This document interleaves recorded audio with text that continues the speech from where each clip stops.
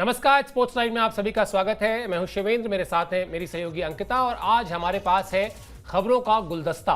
बहुत सारी खबरें हैं, बहुत सारी दिलचस्प खबरें हैं और एक खबर तो ऐसी है जो काफी चौंकाने वाली भी है, क्योंकि सिर्फ 29 साल की उम्र में 29 ईयर्स की उम्र में एक बड़े क्रिकेट स्टार ने संन्यास का ऐलान कर दिया है। शुरुआत करते हैं भारत का जो इंग्लैंड दौरा है उसके जो अपडेट्स है उस पे, उसके बाद धोनी को जो बड़ा सम्मान मिला है उस पर भी बात करेंगे, उस पर भी जानकारी आपको देंगे और उन्होंने क्या कहा ये भी बताएंगे। लेकिन शुरुआत करते हैं अपडेट से। इंडिया वर्सेस इंग्लैंड सीरीज में जो अनऑफिशियल टेस्ट मैच चल रहा था वो ड्रॉ हो गया है और तनुष कोटियान और अंशुल कंबोज, दो भारत के युवा खिलाड़ियों ने इस मैच में दम दिखाया, अच्छा परफॉर्मेंस किया। अंशुल ने 3 ओवर में 6 रन देकर 2 विकेट झटके। इससे पहले अगर पूरे मैच की ओवरऑल बात कर लें तो इंडिया ए ने पहली पारी में 348 रन बनाए थे, दूसरी पारी 417 रन 7 विकेट के स्कोर पर उसने डिक्लेयर किया।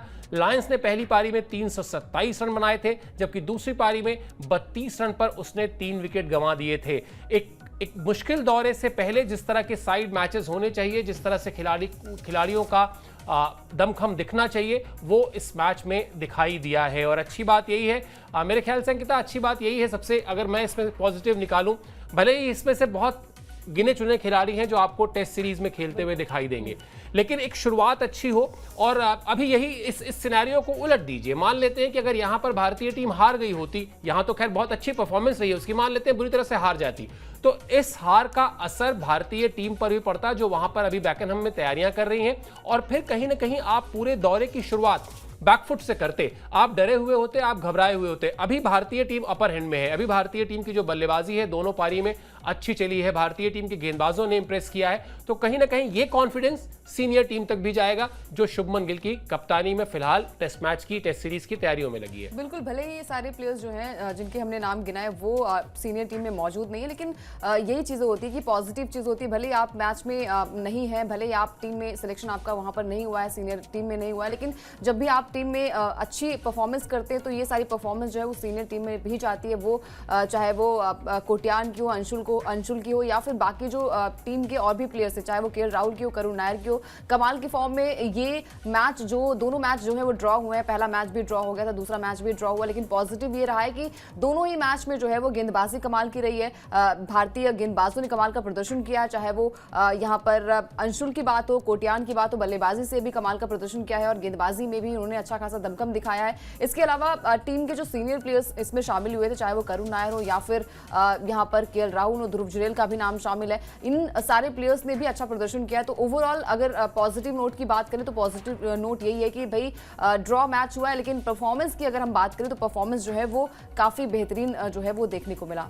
बिल्कुल, इसमें कोई दो राय नहीं है और लगातार हम जो बात कर रहे हैं कि शुरुआत अगर अच्छी हो जाए, भले ही इस टीम के बहुत सारे खिलाड़ी वहां पर आपको नहीं दिखाई देंगे टेस्ट सीरीज में, लेकिन शुरुआत अच्छी है तो सब कुछ अच्छा है। सबसे बड़ी बात कि वो जो आप कहते हैं ना पॉजिटिव फ्रेम ऑफ माइंड, वो है। और बाकी अब जब अंकिता ने उन खिलाड़ियों का जिक्र भी कर दिया तो उनका भी प्रदर्शन जो है आपको बताते हैं जिनको टेस्ट सीरीज में आप खेलते हुए देखेंगे, यानी वो खिलाड़ी जो इस अनऑफिशियल टेस्ट मैच में खेल रहे थे और फिर टेस्ट सीरीज में भी टीम का हिस्सा है। इसमें सबसे बड़ा नाम है केएल राहुल का। अनऑफिशियल मैच में केएल राहुल का अच्छा प्रदर्शन देखने को मिला है, पहली पारी में शानदार शतक, दूसरी पारी में अर्धशतक। इसके अलावा करुण नायर ने भी शानदार खेल दिखाया है। पहले अनऑफिशियल टेस्ट मैच में उन्होंने दोहरा शतक जड़ा था और दूसरे मैच में 40 और 15 रन की पारी उन्होंने खेली है।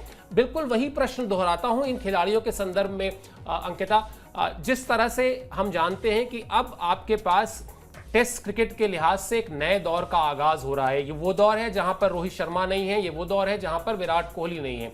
अब इन दोनों की गैर मौजूदगी में केएल राहुल का बढ़ा हुआ कद बल्लेबाजी के तौर पे और करुण नायर का मौका मिलना तय है, मतलब वो आप श्योर शॉट है, कह सकते हैं कि प्लेइंग 11 में उनका नाम होगा। इस लिहाज से अगर देखा जाए तो जिस तरह की बल्लेबाजी केएल राहुल और करुण नायर ने की है, मतलब ये कॉन्फिडेंस इनके साथ साथ टीम में भी मूव करेगा। बिल्कुल करेगा, क्योंकि देखिए केएल राहुल जो कि ओपनिंग करते हैं, चाहे उन्हें किसी भी नंबर पर आप बल्लेबाजी करा दीजिए, एक सुलझे हुए खिलाड़ी के तौर पर वो खेलते भी हैं और वो कहीं ना कहीं टीम के साथ भी रहते हैं। जब भी एक रन्स की दरकार होती है, जब पार्टनरशिप बिल्ड करने की बात होती है, तो वहाँ पर केएल राहुल हमेशा मौजूद होते हैं और शांति के साथ वो बल्लेबाजी करते हैं, बहुत ज़्यादा एग्रेशन नहीं दिखाते हैं और अपनी बल्लेबाजी से वो हल्ला बोलते हैं। तो साथ ही साथ अगर करुण नायर की बात करें तो 8 साल बाद अगर टीम में जगह मिली है और वो जगह जो है वो डेफिनेटली उनके एक्सपीरियंस के हिसाब से मिली, उन्होंने जो कारनामा इससे पहले भी किया था, खासकर टेस्ट मैच की जब भी बात आती है तो करुण नायर का भी नाम इसमें शामिल होता है। और जैसे उन्होंने अनऑफिशियल मैच में दोहरा शतक लगाया, उन्होंने कई सारे पॉइंट्स जो है वो प्रूव कर दिए। खासकर बातें हो रही थी कि भाई विराट कोहली की जगह कौन नंबर 4 पर बल्लेबाजी करेगा या फिर मिडिल ऑर्डर में बल्लेबाजी कौन करेगा, तो वहां पर करुण नायर जो है वो फिट बैठते भी हैं और उन्होंने अपनी बल्लेबाजी से ये दिखा भी दिया है। पहली पारी में जो एक दोहरा शतक आया था उनके बल्ले से, उसके बाद वो 40 और 15 रन की जो बल्लेबाजी आई थी, तो ये दर्शाता है कि भाई जो मिडिल ऑर्डर की बल्लेबाजी है, जो कहीं ना कहीं जब विराट नहीं होंगे तो कौन उनकी जगह को फुलफिल करेगा, तो उसमें नाम जो है वो करुण का भी आता है। और केएल राहुल एक्सपीरियंस के नाते बहुत सालों से क्रिकेट खेल रहे हैं, रोहित और विराट के साथ एक लंबा टाइम भी शेयर किया है, ड्रेसिंग रूम के साथ साथ मैदान पर भी बॉन्डिंग शेयर की है, तो सारी एक्सपीरियंस जो है वो बल्लेबाजों से कुछ ना कुछ सीखने को मिलता है। तो ये प्लस पॉइंट है टीम इंडिया के लिए कि अब वो टेंशन तो नहीं है जो बार बार बातें हो रही थी कि भाई रोहित की जगह कौन लेगा, विराट कोहली की जगह कौन लेगा, क्या टीम इंडिया बैलेंस नजर आ रही है। तो इन दोनों की परफॉर्मेंस से तो लग रहा है कि अब टीम इंडिया जो है वो थोड़ी सी बैलेंस हो गई है। बिल्कुल, और ये भरोसा जो है दिलाया है इन दोनों ही खिलाड़ियों ने अपनी बल्लेबाजी से कि वो जो कमी है, जो बड़ी कमी है विराट कोहली और रोहित शर्मा को, उसको पूरा करने के लिए मानसिक तौर पर कम से कम ये तैयार हैं। इन्होंने कोई घबराहट नहीं दिखाई पूरी अपनी अनऑफिशियल टेस्ट के दौरान। बल्लेबाजी में वो आत्मविश्वास दिखाई दिया जिसका होना बहुत ज़रूरी है। बात एक और नए खिलाड़ी की भी कर लेते हैं, क्योंकि अनऑफिशियल टेस्ट मैच था, बहुत सारे ऐसे प्लेयर्स थे जो इंडिया ए का हिस्सा हैं जिनको आप वैसे नहीं जानते, लेकिन उनकी परफॉर्मेंस पर बात जरूर होनी चाहिए। और ऐसे ही एक खिलाड़ी हैं तनुष कोटियन, जिनका आप अगर जिक्र नहीं करते तो ये अनऑफिशियल टेस्ट मैच की जो कवरेज है आप कहिए कि वो अधूरी मानी जाएगी। अच्छी परफॉर्मेंस रही उनकी, एक तरीके से उन्होंने अपने गेंद और बल्ले दोनों से अच्छा परफॉर्म किया, सेलेक्टर्स का ध्यान अपनी तरफ खींचा। दूसरी पारी में 90 रन बनाए बड़े ही शानदार अंदाज में, और आईपीएल में उनको एक मैच खेलने का मौका मिला था।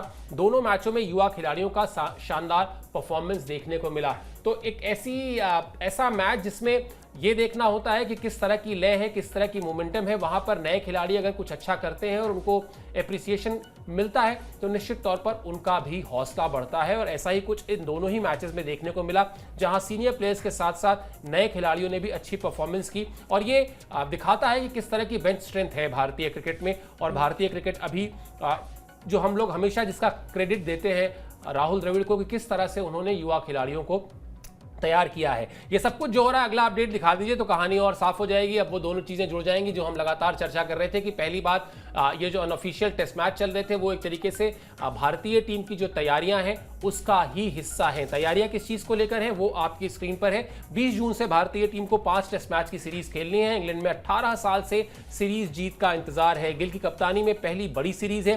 बेकनहम में अभ्यास कर रही है टीम इंडिया। इसी सीरीज से भारतीय टीम के लिए WTC फाइनल का चक्र भी शुरू हो जाएगा, यानी वर्ल्ड टेस्ट चैंपियनशिप का नया साइकिल भी इसी सीरीज से शुरू हो रहा है। बहुत कुछ है दांव पर लगा हुआ। गिल की बतौर कप्तान पहली बड़ी जो है वो सीरीज है, गौतम गंभीर की बतौर हेड कोच तीसरी चौथी सीरीज है, लेकिन अभी तक अच्छा नहीं किया है उन्होंने टेस्ट क्रिकेट फॉर्मेट में, जहां पर उनकी कोचिंग का भी इम्तहान है। अब इन सब के बीच जो हमने आपको बताया कि इंडिया ए का मैच जिस तरह से भारतीय खिलाड़ियों ने, चाहे उसमें केएल राहुल रहे हो, चाहे करुण नायर रहे हो, जो अब आपको टेस्ट सीरीज में भी दिखाई देंगे, उनका पॉजिटिव शुरुआत करना भारत के लिए अच्छे संकेत हैं। तैयारी शुरू हो गई है, तैयारी सही रास्ते पर है। उधर बेकनहम से भी अच्छी खबर आ रही है। ऋषभ पंत को जो चोट लगी थी वो भी कोई चिंता का विषय नहीं है। मतलब आप चाहते हैं कि एक मुश्किल दौरा, 2 महीने तक चलने वाला दौरा, कुछ अच्छे सकारात्मक मूव्स के साथ शुरू हो। उसी तरह के मूव्स के साथ ये जो मैचेस हैं, ये जो दिन है, कटे हैं अभी तक। बिल्कुल, और देखिए मतलब गिल को कप्तान बनाया गया और ये सोचकर भी बनाया गया होगा कि भाई अभी वो युवा खिलाड़ी हैं, वो जोश नजर आ रहा है और कहीं ना कहीं सारे पॉइंट्स जो हैं वो क्लियर हो जाएंगे। जो अभी अनऑफिशियल मैचेस में आपने देखा होगा कि जो सीनियर खिलाड़ी हैं, सीनियर प्लेयर्स का जो चलना बहुत ज़्यादा इंपॉर्टेंट हो जाता है। जब आपके पास बड़ी प्लेयर्स नहीं है, जो एक्सपीरियंस प्लेयर्स नहीं है, रोहित और विराट नहीं है, तो उनकी जगह को कौन भरेगा, फुलफिल कौन करेगा, इस बात का जो सबूत है वो पेश किया है केएल राहुल ने। साथ ही साथ करुण नायर ने जो दोहरा शतक लगाया। इसके अलावा अगर हम बात करें तो केएल राहुल ने ओपनिंग मैच में गजब का प्रदर्शन जो है वो किया ही किया है। इससे पहले भी वो बीजीटी में, पर्थ में और जो पिंक बॉल टेस्ट मैच हुआ था वहां पर भी वो अच्छी फॉर्म में नजर आए थे। तो ये दर्शाता है कि भाई इस खिलाड़ी को आप कहीं पर भी फिट कर दीजिए, चाहे आप नंबर 5 पर खिलाइए, नंबर 4 पर खिलाइए, ओपनिंग करवा लीजिए। खिलाड़ी जो है वो हमेशा अपने देश के लिए खेलता है और यही बातें होती है कि भाई अगर आप ओपनिंग कर रहे हैं, क्योंकि जायसवाल भी इस बार अगर अनौपचारिक मैच की बात करें तो थोड़े से अच्छे टच में नजर नहीं आए। जो उनकी बल्लेबाजी हमने देखी थी कि भाई वो टेस्ट मैच में थोड़े खुलकर बल्लेबाजी करते हैं, चाहे वो बीजीटी हम देख लें या फिर इंग्लैंड का जो दौरा 2024 में भारत में था, वहां पर भी हमने देखा था कि उनके बल्ले से दोहरा शतक भी आया था। तो अभी तक वो फॉर्म नजर नहीं है, लेकिन एक खिलाड़ी को जो है वो इस मैच से आप जज नहीं करते, आईपीएल से जज नहीं करते। और एक मैच अगर आपका बुरा है तो इसका मतलब ये नहीं कि आगे के मैचेस भी बुरे जाएंगे।